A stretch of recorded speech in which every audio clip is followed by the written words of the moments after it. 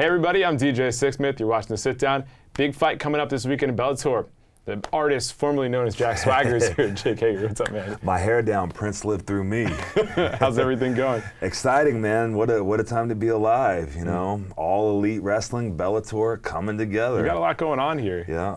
How cool is it that these worlds can actually coexist, where I feel like in the past, like, people in the fighting world kind of were siloed to their own different corners? What's it like now? It's so cool to me because, you know, I've been wrestling since I was 5 years old, and the big struggle for amateur wrestlers is we always want to grow our sport. We want to get it out there.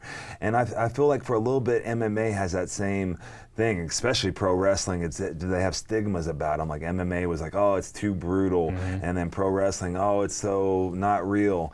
But like, it's fun that the two worlds are colliding and really bringing attention to the greatness of the sport, and you really see how entertainment and combat sports like practically are the same thing. Yeah, people are dying for it. There's definitely an interest and definitely a market. And you're somebody that's been athletic your whole entire life. I mean, from 5 years old to now. So I can show you video that contradicts that really? statement. Yeah. I would be surprised by that. So, okay, with that being said, when did you feel like you were really growing into your own body and really felt athletic and could do this at a higher level? You know what? I'm very lucky. Not at the time when I was going through high school. I was a late bloomer. I really didn't go through puberty until like 17, 18 years old. Oh my gosh, wow. And so people always say, hey, you're getting into the fight game so late at 36, 37 years old. But honestly, for me and where my body is at, I feel like I'm coming into my prime because of that. Like I feel like I'm stronger than I ever have been. I'm in better shape than even when I was at Oklahoma competing. And so it really just feels like, hey, I can do this, so why not?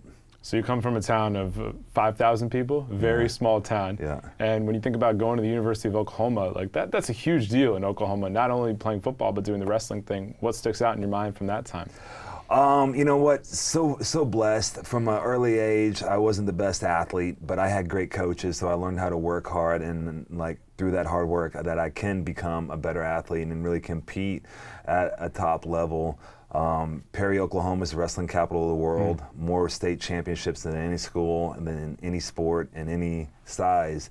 And so going from that to Division I Oklahoma, it was very cool, definitely a big step up, but I feel like I had Division I coaches in high school that really set me up for success.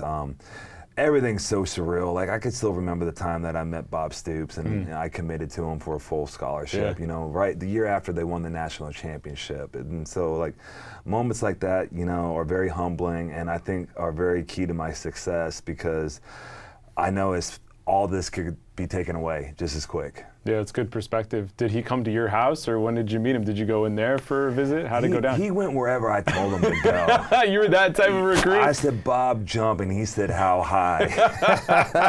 You're like, listen, man, I'm the big-time recruit. You got to listen to me. He's like, hurry up and sign, kid, all right?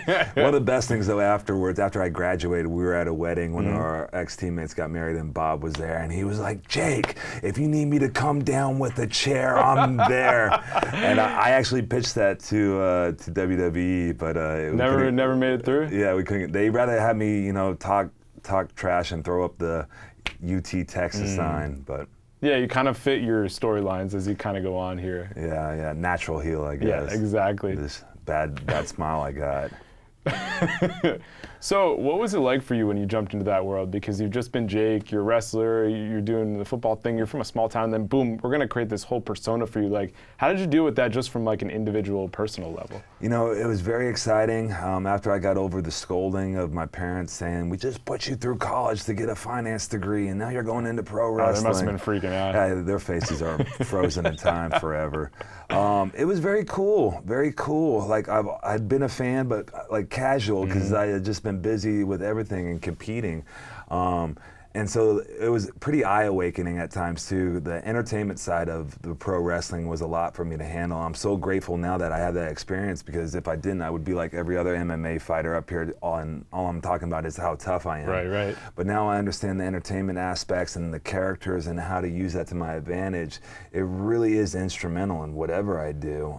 So very thankful for that. And man, it seems like yesterday.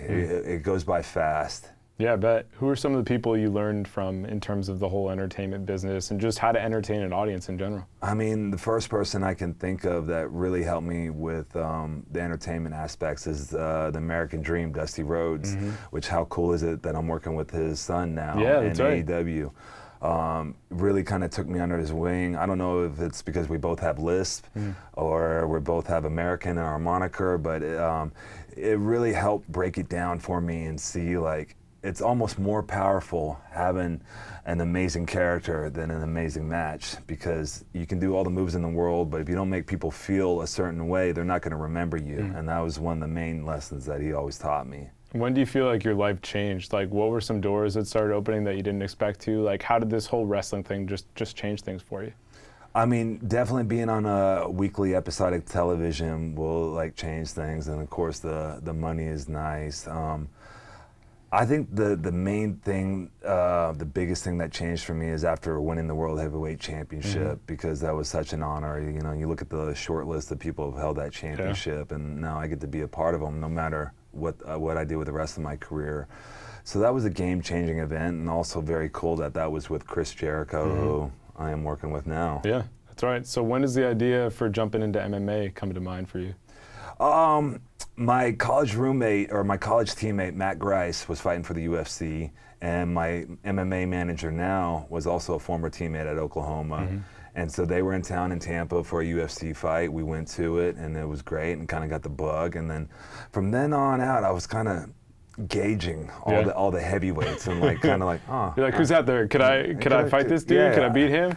I think I could get in there and move with him. I mean, I had no idea about all the stuff that goes into striking and kickboxing and how tough it is. This is just based on, you know, maybe ego and athleticism. Just the eye test there, yeah. And then slowly you see pro wrestling becoming more and more popular. You see MMA growing like it is, and it just made sense to where if I could cross over, how great would that be, and how much would that help each one? Sure. And so it slowly became more and more of a reality, and then it was scary to think about leaving the company, trying to find a way to substitute that income. 2 young kids to say, F it, I'm going to go out on my own and invest in myself and take a big risk, and possibly risk the last 12 years that I built in pro wrestling, because if I go into the cage and get beat, what does that do?